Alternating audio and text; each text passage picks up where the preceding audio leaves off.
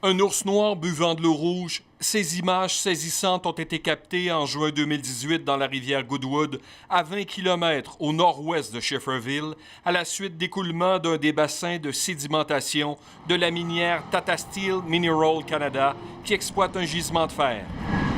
Il ne s'agit pas d'un événement isolé. La communauté Innu a documenté 23 sites d'écoulement dans les lacs et rivières, près du site d'extraction du géant indien de l'acier.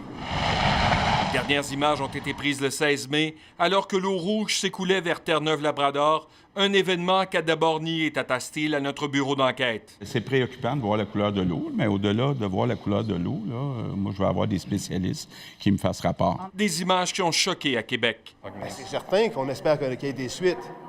On ne peut pas accepter, en réalité, les images qu'on voit aujourd'hui puis ces déversements-là. C'est vraiment scandaleux parce que la façon aussi que cette minière agit en disant non, il n'y a absolument aucun problème. Ça peut avoir des impacts sur la consommation d'eau potable. Quelle est l'innocuité, la toxicité de ce qu'on retrouve dans cette eau-là? Quelles sont les conséquences sanitaires également pour les peuples Innu? Québec Meilleure Mine réclame des sanctions. C'est à répétition. Il faut sévir rapidement pour pas que ça se répète et pour envoyer un signal clair que c'est tolérance zéro sur la pollution minière au Québec. Les choses sont suffisamment sérieuses pour qu'un dossier soit déposé par Environnement Québec en février dernier au directeur des poursuites criminelles et pénales. Étant donné que les déversements se poursuivent, le ministère est sur place encore cette semaine là, pour s'assurer que la situation soit corrigée le plus rapidement possible. Le DPCP a le dossier entre ses mains actuellement, donc on va s'assurer que l'environnement soit respecté. Tata Steel reconnaît les faits, affirme que la fuite de son bassin de sédimentation du Québec est colmatée,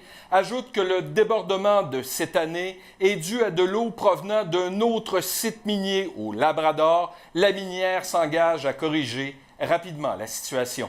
Alain Laforêt, TVA Nouvelles, Québec.